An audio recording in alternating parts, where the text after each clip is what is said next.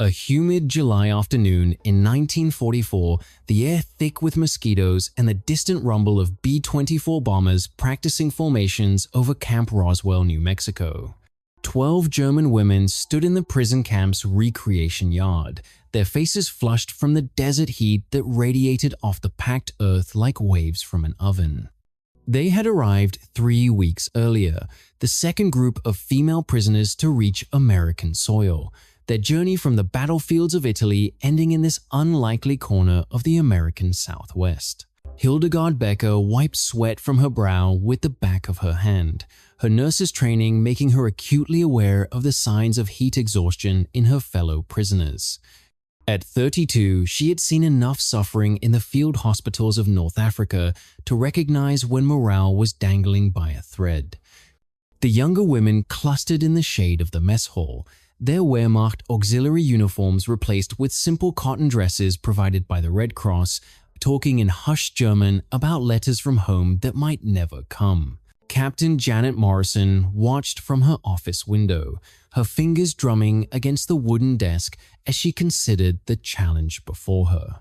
The camp's Independence Day celebration was 2 days away, and Washington had issued strict orders. Demonstrate American values through actions, not words. Show these women that democracy meant dignity, even for enemies. But how could she bridge the chasm between captor and captive when every interaction was filtered through suspicion and loss? The answer came from the most unlikely source. Corporal Eddie Kowalski, a second-generation Polish-American from Chicago's South Side, approached Morrison's office with an idea that made her laugh out loud. "Hot dogs, ma'am," he said, his round face serious despite the absurdity of his proposal. "Nothing more American than hot dogs on the 4th of July.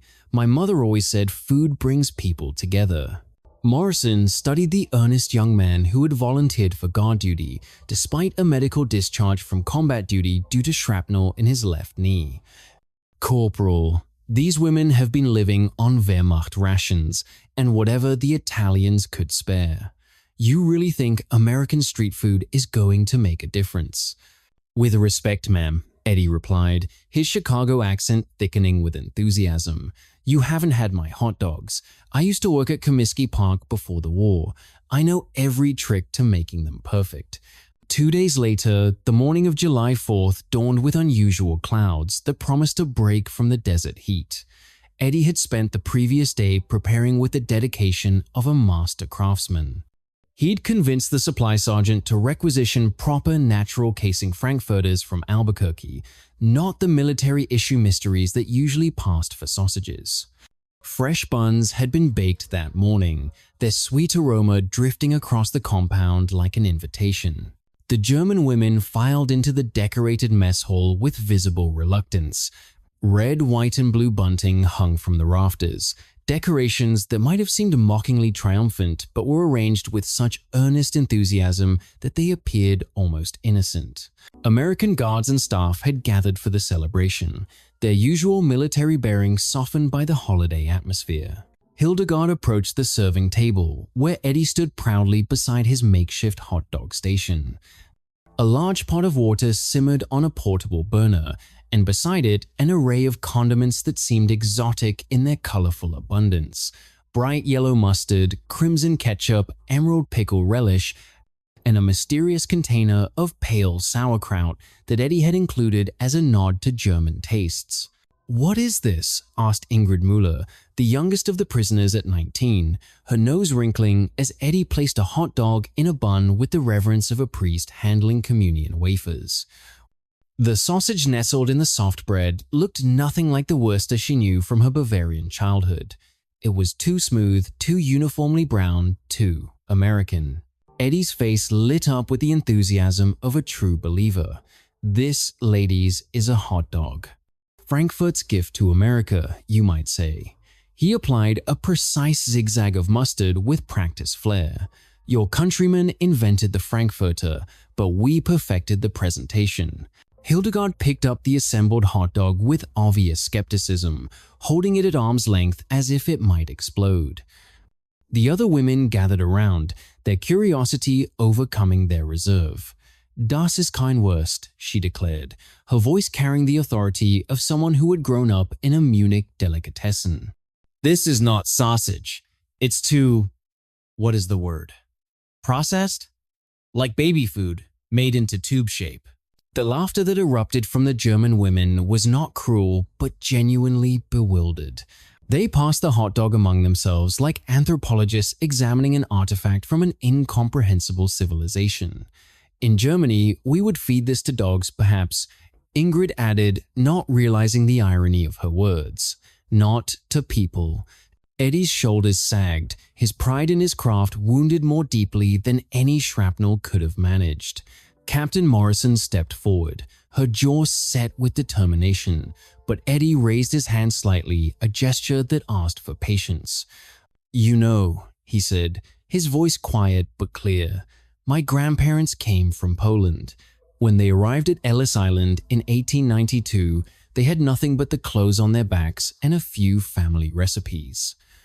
They sold sausages from a pushcart on Maxwell Street, and Americans laughed at them too, called their food strange, foreign, not fit for real Americans." The mess hall grew quiet. Eddie continued, his hands working automatically as he prepared another hot dog. But they kept making their sausages, and slowly people tried them. They adapted the recipes, learned what Americans liked, created something new. Not Polish, not American, but something in between. That's what this is. He held up the hot dog. It's the story of becoming American, taking something from the old country and making it new. Hildegard looked at the hot dog in her hand with different eyes. She thought of her cousin Wilhelm, who had emigrated to Milwaukee in 1938. His letters describing a world where German traditions lived alongside American innovations. Slowly, deliberately, she took a bite. The snap of the casing breaking between her teeth released a burst of smoky, salty flavor that was both familiar and foreign. The soft bun absorbed the juices. The mustard added a sharp counterpoint, and suddenly she understood. This wasn't trying to be a bratwurst or a Weisswurst. It was its own creation, born from the marriage of German tradition and American innovation. "It's good," she said, surprise evident in her voice. "Different, but good." The admission broke the tension like thunder breaking a heat wave. The other women began accepting hot dogs from Eddie, their initial skepticism giving way to cautious experimentation. Ingrid discovered that the combination of ketchup and relish created a sweet, tangy flavor she'd never experienced. Others found that the sauerkraut Eddie offered made the hot dogs taste almost like a memory of home, but transformed into something new. As the afternoon progressed, an unexpected ease settled over the mess hall. Guards and prisoners found themselves sharing the same simple meal, the universal act of eating breaking down barriers that military protocol had maintained. Eddie showed the women how to hold the hot dog properly to prevent the toppings from spilling, his demonstrations drawing laughter that held no mockery. In Chicago, he explained, preparing what he called a Chicago-style dog, with tomatoes, onions, sport peppers, and a pickle spear. "We say you're not a real Chicagoan until you've had a hot dog at a Cubs game." "Baseball?" asked Greta Schmidt, a schoolteacher from Hamburg who had been studying English from old magazines. "This is the game with the stick and ball." "Bat and ball," Eddie corrected gently. "And yes, hot dogs and baseball go together like…" He paused, searching for the right comparison. "Like sauerkraut and bratwurst?" Hildegard suggested, a small smile playing at her lips. "Exactly," Eddie grinned. As the sun began its descent toward the desert horizon, painting the mess hall in shades of gold and amber, Captain Morrison observed a scene she wouldn't have thought possible that morning. German prisoners and American guards sat at the same tables, not as enemies but as people sharing a meal. The women were teaching Eddie German words for different types of sausages, while he regaled them with stories of working the concession stands at baseball games. "You know," Hildegard said to Eddie as the celebration wound down, "my grandmother used to say that food is the universal language." I think maybe she was right. Eddie nodded, beginning to clean his station. My mother says the same thing.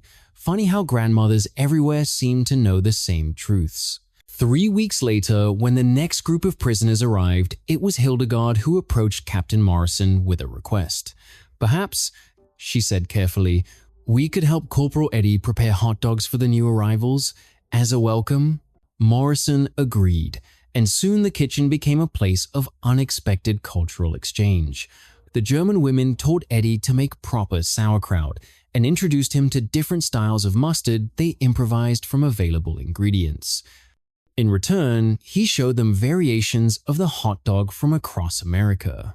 The Coney Island dog with its meat sauce, the Seattle dog with cream cheese, the Sonoran dog wrapped in bacon. When the war ended and the women were eventually repatriated to Germany, several of them carried with them something unexpected: recipes for American hot dogs, and memories of a corporal from Chicago who had shown them that food could be a bridge between worlds.